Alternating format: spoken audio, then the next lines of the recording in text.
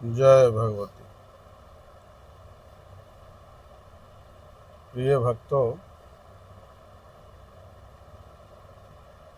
गणेश की उत्पत्ति कैसे हुई, भगवान गणेश की उत्पत्ति कैसे हुई, इसके बारे में आज आपको एक सूक्ष्म कथा के रूप में आपको हम बताएंगे।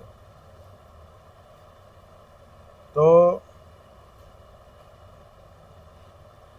भगवान शंकर ने पार्वती को इसके बारे में गणेश के उत्पत्ति के लिए क्या करना होगा, वो भगवान शंकर ने माता पार्वती को बताया है। तो भगवान गणेश का उत्पत्ति के लिए भगवान शंकर ने श्री हरि का उपासना साधना करने के लिए उनको बताया कि किस तरह से उनका साधना करना है, और उन्हीं के साधना से आपको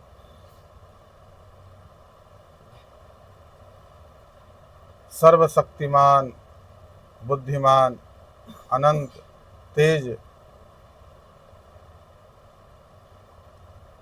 सर्व गुण संपन्न बालक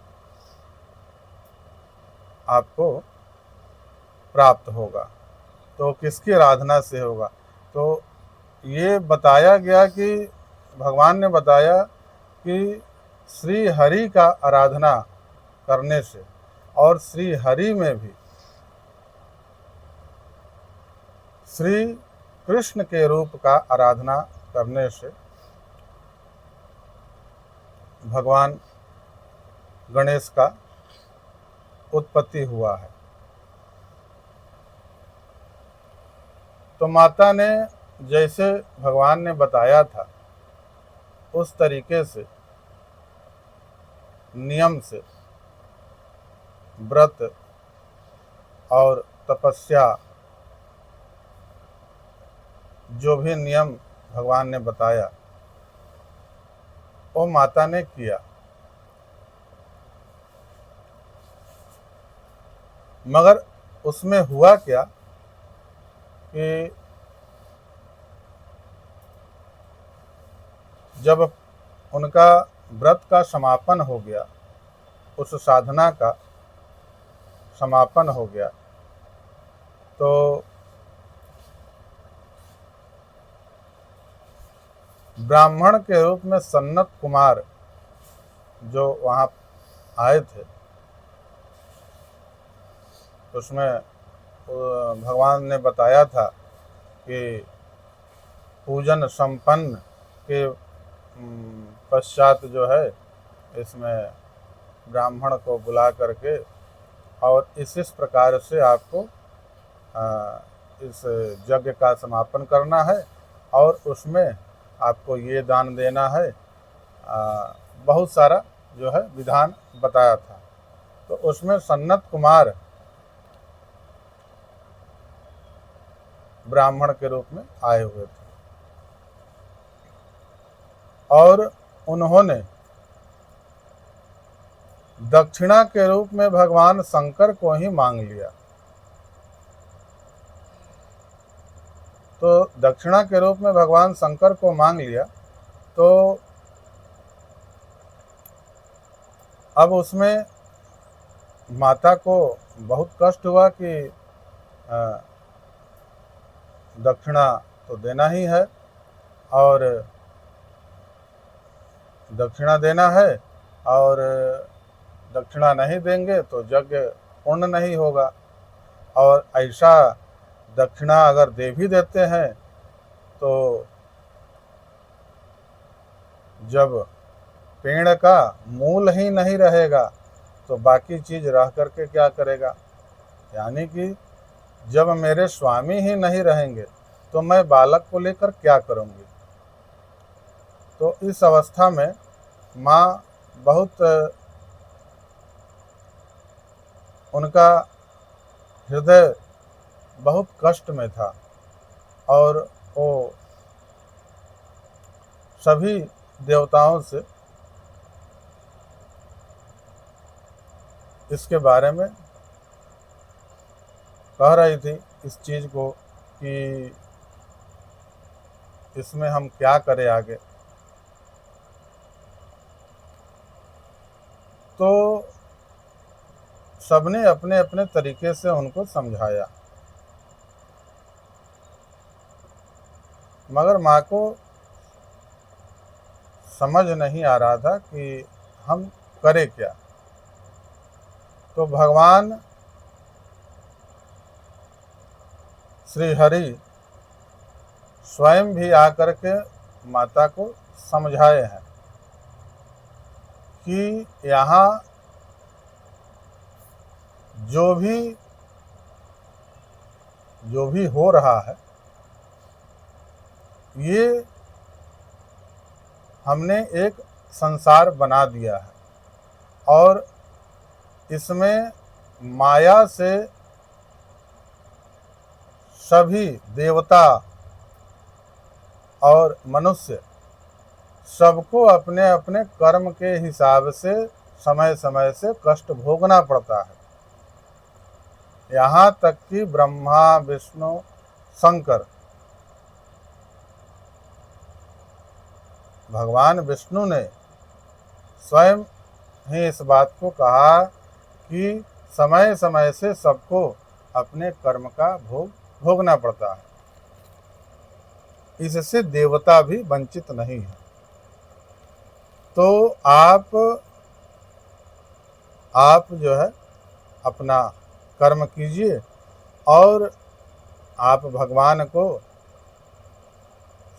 शंकर को आप दक्षिणा रूप में जो है ब्राह्मण को देना है तो आप दे दीजिए और फिर उनको वापस अलग वस्तु दे करके फिर उनसे आप ले लीजिएगा। तो इसमें भगवान माता फिर भी नहीं समझ पाई।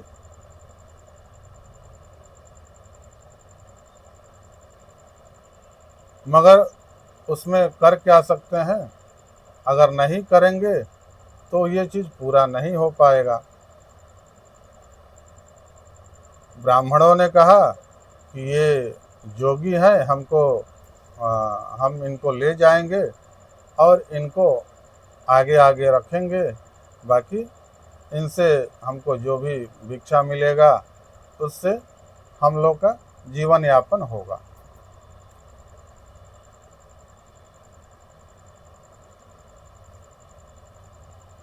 फिर भगवान कृष्ण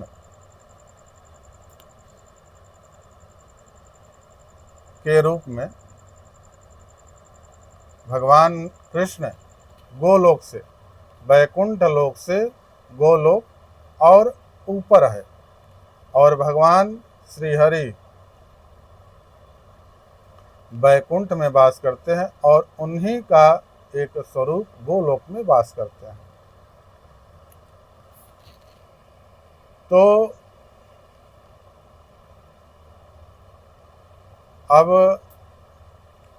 भगवान कृष्ण के कहने पर माँ वो कार्य कर दी और उस भगवान शंकर को दे दिया।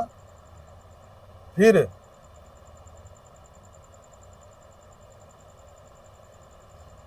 भगवान शंकर को ब्राह्मणों ने फिर माता को लौटा दिया, क्योंकि आपका जो मुख्य कर्म है आपको उसको करना है। यानी कि आप जो पूजा करते हैं तो उसमें भगवान अलग अलग तरह का परीक्षा लेते हैं। स्वयं जब ये माता पार्वती के साथ ऐसा परिस्थिति आ गया था, तो आम जो मनुष्य है उसके लिए अगर कोई भक्ति में अगर कोई परीक्षा आता है तो वह तुरंत घबरा जाता है। भगवान के साथ भी ऐसा होता है। तो फिर ये उस समय ये एक माया रचा हुआ था, ये उतना ही समय के लिए रचा हुआ था। फिर ब्राह्मणों ने उनको भगवान शंकर को लौटा दिया। तो माता ने उनको बहुत सारा ब्राह्मणों को उपहार दिया। तो विशेष रूप से इसके उसी समय से ब्राह्मणों के ऊपर माता का, माँ दुर्गा का विशेष कृपा उसी समय से उनके ऊपर एक क्या बोलते हैं कि एक ब्राह्मणों का एक उनके ऊपर ऋण हो गया। और उसी समय से माता दुर्गा का ब्राह्मणों के ऊपर विशेष रूप से कृपा उन्होंने ब्राह्मणों के ऊपर किया। तो ब्राह्मणों को विशेष रूप से दुर्गा का पूजन निश्चित रूप से करना चाहिए, क्योंकि माता ब्राह्मणों के ऊपर विशेष एक उस समय से उनके ऊपर विशेष कृपा करती हैं।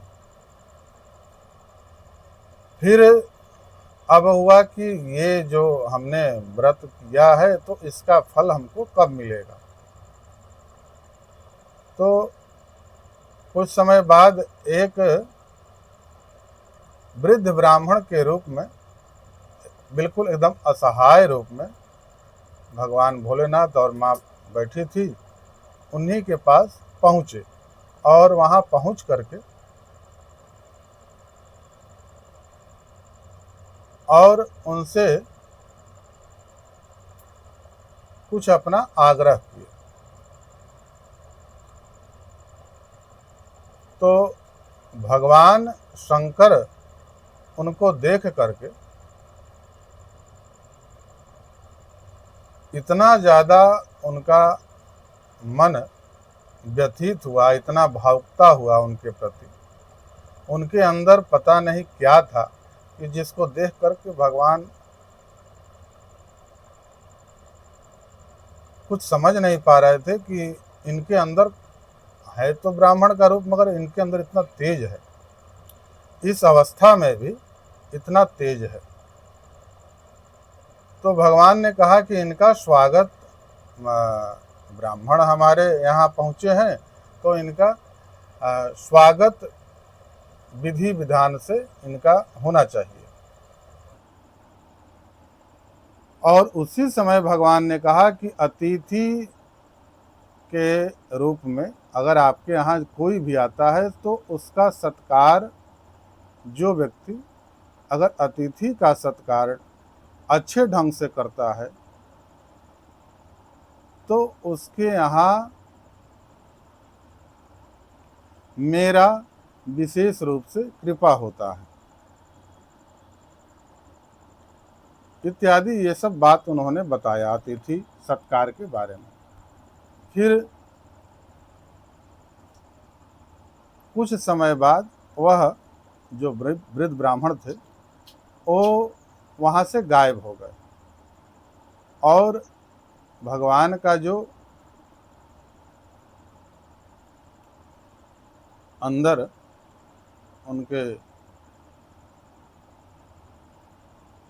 महल में या उनके घर में अंदर में जा कर के और माँ पार्वती के सज्जा पर वो एक बालक के रूप में वहाँ उत्पन्न हुए और वहीं रोने लगे, और ऊपर से आकाशवाणी हुआ कि आप अपने गृह में जाकर के देखें।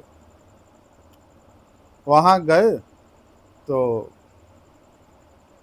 वो भगवान गणेश के रूप में श्री कृष्ण ही थे। श्री कृष्ण के अंश से ही, श्री कृष्ण के अंश से ही भगवान का, गणेश का उत्पत्ति हुआ।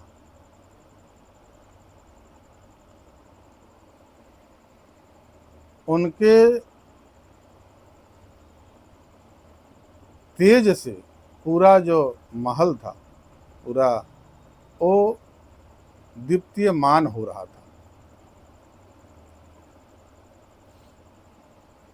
फिर माता ने उनको गोद में ले करके और खेलने, उनको खिलाने लगी। तो उनके दर्शन के लिए सभी देवी देवता आए।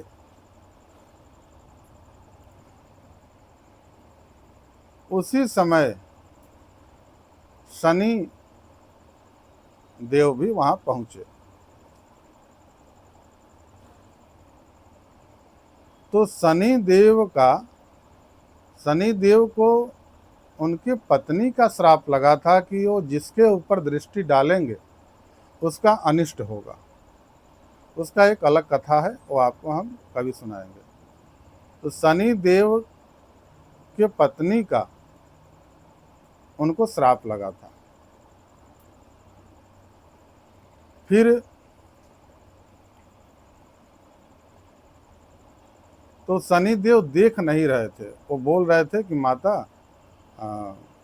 हम नहीं देखेंगे, हमारे दृष्टि से बालक का अहित होगा। तो माता ने कहा कि उनको हंसी आई कि तुम्हारे दृष्टि से मेरे बालक का कैसे अहित होगा। उन्होंने कहा कि तुम देखो, कुछ नहीं होगा मेरे बालक को। तो उन्होंने बाएं आंख से शनि का थोड़ा सा बिल्कुल बाएं आंख से थोड़ा सा दृष्टि डाला भगवान गणेश के ऊपर। उनका केवल मुखड़ा देखा, जिसके वजह से भगवान गणेश का मस्तक कट गया। तो भगवान गणेश का जब मस्तक कट गया तो इसमें श्री हरि के सहयोग से भगवान श्री हरि ने गज का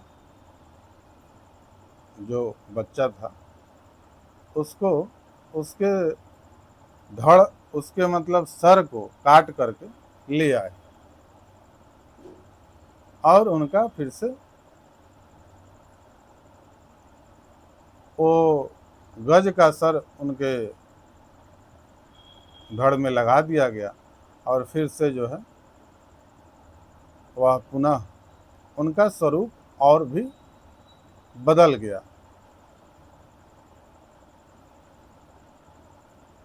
तो इस तरह से भगवान गणेश का उत्पत्ति हुआ है और ये ब्रह्म वैवर्त पुराण में इस तरह का बताया गया है।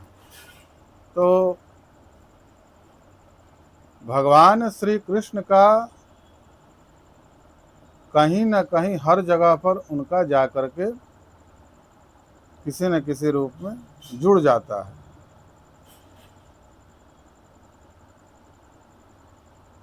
अब उस समय कुछ मंत्र बताए। श्री हरि के मुख से एक मंत्र निकला कि इस मंत्र को जो व्यक्ति 1 लाख की संख्या में या 5 लाख की संख्या में इस मंत्र को, हालांकि इसका सिद्धि 5 लाख में है, 5 लाख की संख्या में अगर जो व्यक्ति कर लेता है उसके लिए कुछ भी असंभव नहीं रहता है। वो मंत्र इस प्रकार है। ओम श्रीं ह्रीं क्लीं गणेश्वराय ब्रह्मरूपाय चारवे सर्वसिद्धि प्रदेशाय विघ्नेशाय नमो नमः। ये मंत्र है। इसको जो व्यक्ति 5 लाख की संख्या में कर लेता है और इसका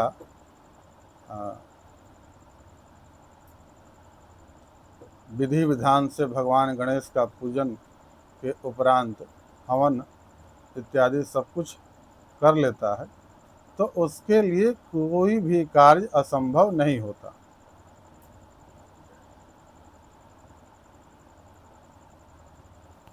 तो भगवान गणेश का पूजन का अभी इस महीने में कई ठो पर्व आने वाला है, इसलिए आपको गणेश भगवान का उत्पत्ति के बारे में हमने बताया है। अभी कुछ और भी आपको आगे बताएंगे। गणेश भगवान का कुछ मंत्र सिद्ध अभी जो हमने बताया है, ये मंत्र आप इसका सिद्ध कर सकते हैं। ये श्री हरि के लिए है। श्री हरि के द्वारा इस मंत्र का, उनके द्वारा ही इस मंत्र का रचा गया है। उनके मुख से ही इस मंत्र को बोला गया है। हालांकि इसमें एक कवच भी है जो उसी समय